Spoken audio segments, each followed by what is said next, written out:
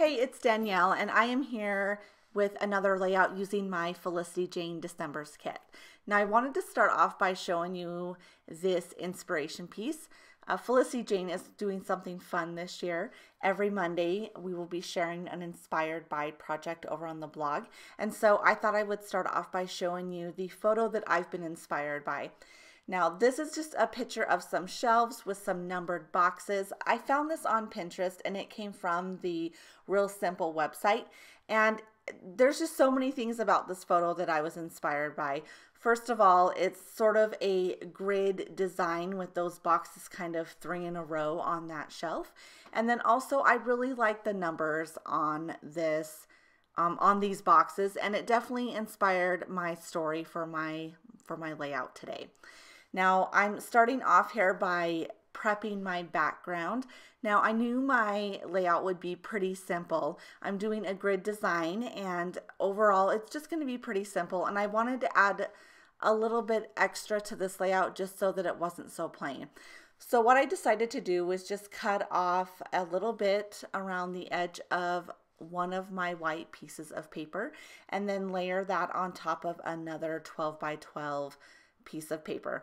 Now, it's the whole white on white thing that I really like, and I know that it's not going to be totally noticeable, and that's okay. I didn't want it to distract too much from my layout, but to make that sort of border stand out a little bit more, I took my Tim Holtz distressing tool and I just distressed the smaller piece of white paper.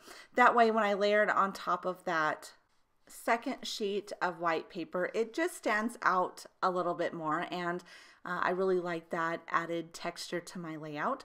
But to add even more dimension and even more texture, I decide to stitch around my layout as well. So as soon as I kind of stick these two pieces of paper together, I take the whole thing over to my sewing machine and I just do a simple stitch around the whole layout. Now, I want to apologize because I cut out a bit of my process here, because when I placed my layout back on my mat, my video didn't refocus. And so instead of having a blurry video, I decided to cut that blurry out, which you didn't miss much. Basically what I did was I created these numbered pockets, and you can see me do the number 4 pocket here. So I just took a piece of patterned paper from my kit and I layered a smaller square on top of that, and then put the number on top of the white square. Then I'm taking my circle punch and I'm cutting a little notch out of the top just so that it creates this fun little pocket, and I'm going to put my journaling in each of those numbered squares. Now, the story that I'm documenting on this layout is that my daughter built a snowman, basically, but I documented this same story last year, and it's essentially the same exact photos from last year. Of course, she's a year older, but they're basically the same thing. Now, my daughter gets so excited about building a snowman, and she will talk about it all year long. And the second that it even starts to snow even a little bit, she asks if she can go build a snowman, and it is so cute. And just because I documented this story last year doesn't mean I don't want to document it this year. It's one of my favorite things about the snow, is to watch her eyes light up and for her to get excited about building a snowman. So what I decided to do, seems how I was telling the exact same story, was to tell it in a different way. And that's really where I was inspired most about the inspiration piece, is I went to Pinterest looking for a different way to tell the same story. And when I saw those number boxes, I knew that I could put a little spin on the story by, instead of just saying that London wants to build a snowman, was to write down the different steps it takes to build a snowman.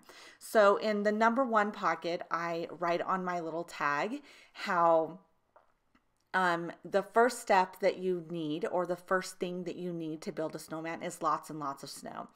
And then also on each card, I put a little tidbit of the story. So after I write that you need to start with lots and lots of snow, I put that London got so excited when she woke up to a yard full of snow.